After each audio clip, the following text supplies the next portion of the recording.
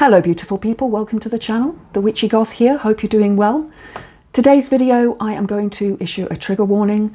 This is a sensitive subject. I'm talking about SADV, SV and rape against women.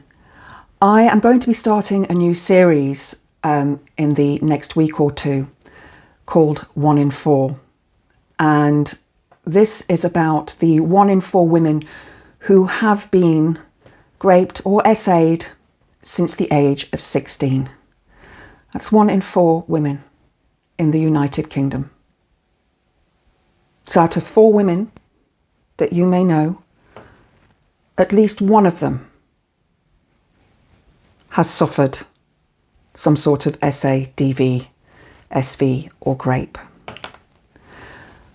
And this in turn leads to unaliving of women.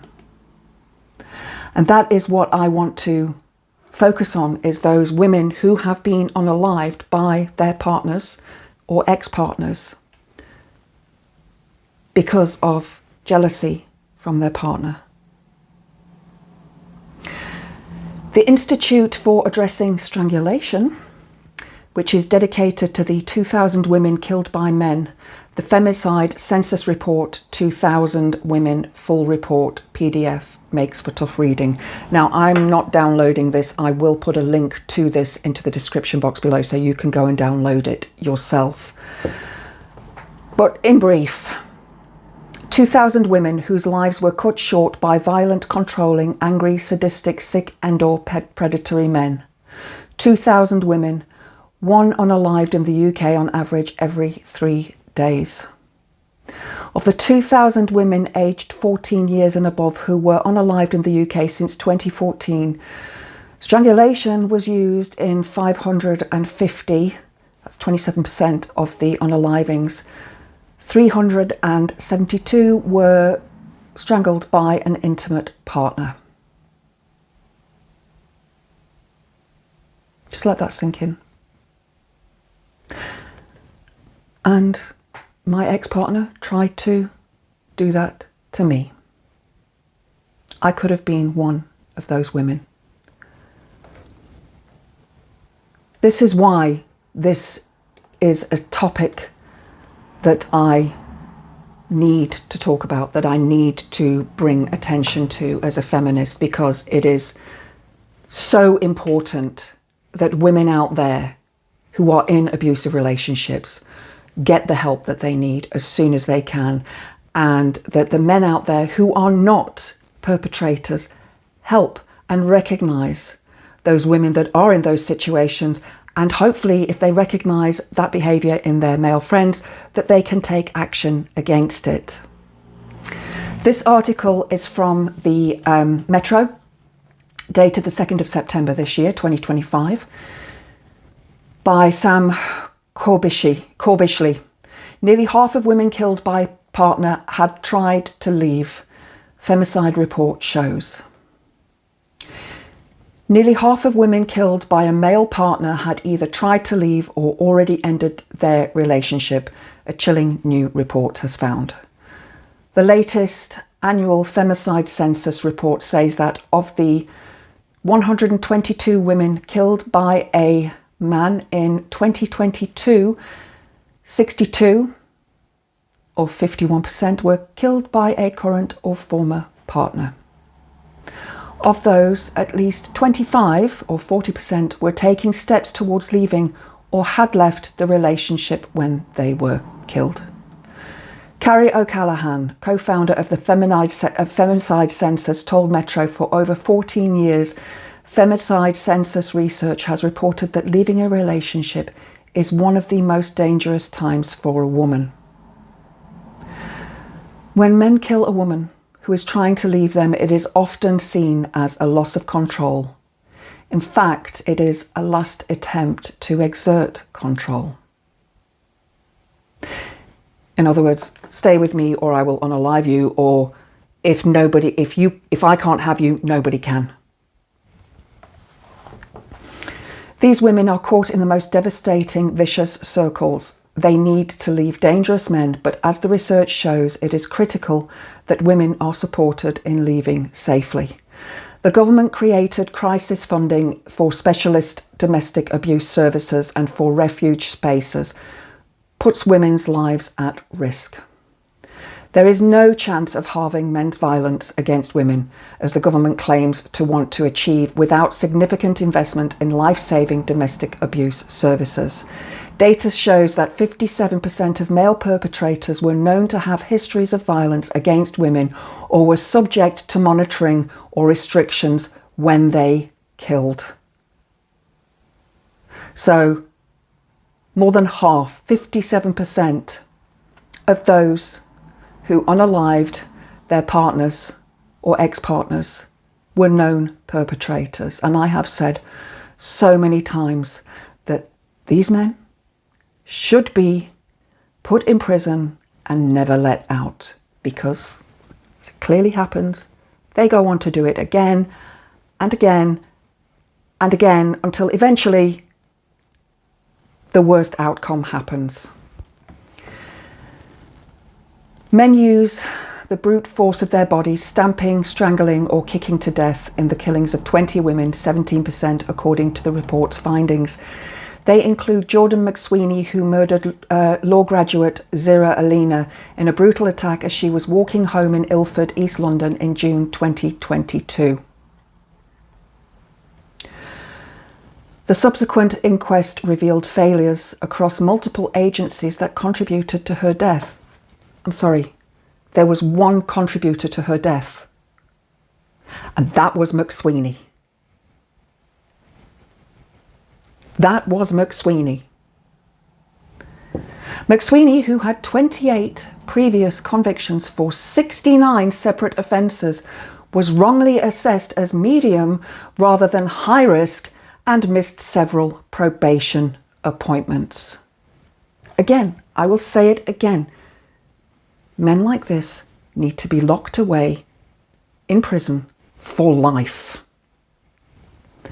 However, his recall to prison was not issued until 2 days before Zara's unaliving. The state is able to solve most known femicides. Well, it's too late then, isn't it? It's too late once they've been solved. It's too late. Nearly all perpetrators are caught. But what it does not seem to be able to do, despite 14 years of our reporting on femicides, is prevent more women being killed, Miss O'Callaghan said. There are known and repeated state failures, known and repeated risks ignored, as is so much learning from a multitude of sources that we should have the lowest rate of femicide in the world. It is nothing short of state-sanctioned weaponized incompetence. However, I'm going to say this, and it's my opinion. You can disagree with me in the comments or give me your thoughts on this. Every man who is found to have done something of this nature to a woman, whether it's just DV, SV or SA or grape, they should be imprisoned, because they will go on to commit unaliving.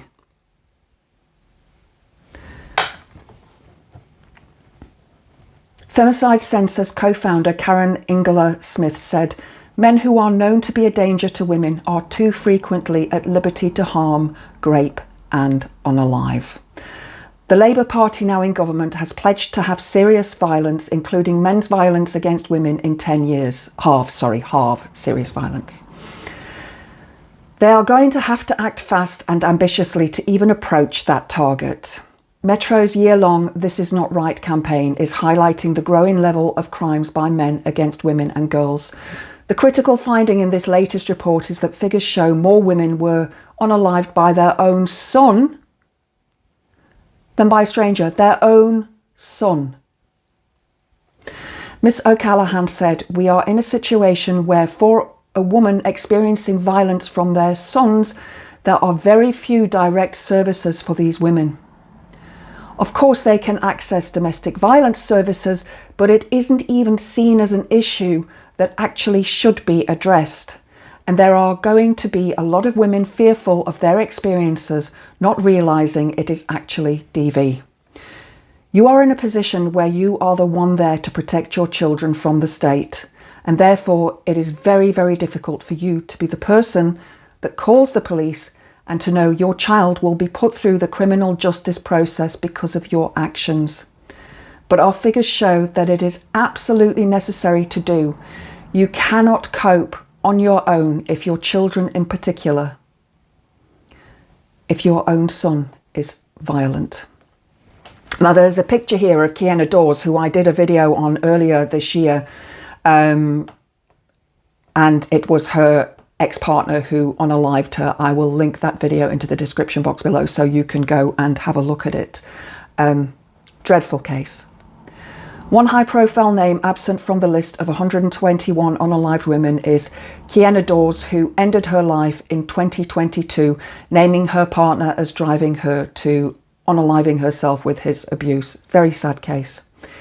He was found guilty of assault and coercive control, but cleared of manslaughter. To date, there has only been one successful manslaughter prosecution involving a man being found responsible for a woman's self-unaliving, which came after a guilty plea.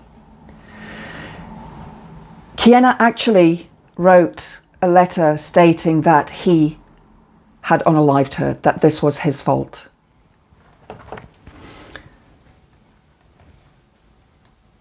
The report notes that the previous Conservative government said it had no plans to create a specific offence of manslaughter caused by controlling or coercive behaviour, and that existing law already covers such circumstances. Ms O'Callaghan stopped short of calling for such new law, saying more manslaughter cases involving self-unaliving after domestic abuse could and should have been prosecuted. The Home Office has said the government's delayed Violence Against Women and Girls strategy will be published this month. The report's authors hope it will be the first to use the word femicide, generally understood as the unaliving of women because they are women. Saying, if they cannot or will not even name the problem, we have little hope for them being able to identify and carry out the actions necessary to reduce femicide. Ms O'Callaghan said, previous strategies have never even addressed homicide. They have never even raised the issue of how we tackle the homicide of women. Femicide, the killing of women by men, is something that is the biggest reason that women are killed within this country. And it is something that the government absolutely has to hold up and address. I'm going to link the rest of this article into the description box below for you to read, because it is just despicable that femicide is not recognised more openly, that it is not investigated, and that these men who unalive women or who push a woman to unalive herself don't face the consequences, because you can guarantee that that man will go on to do exactly the same to another woman. That is the nature of the predator. Someone who likes to be known as an alpha male. They're not alphas, they're betas. This needs to stop. So over the next few weeks, I'm going to be recording a new series called 1 in 4. If you've enjoyed the video, please click the like button, please subscribe to the channel. If you have any cases in this area that you would like me to cover, drop it into the comments below and I will see what I can do.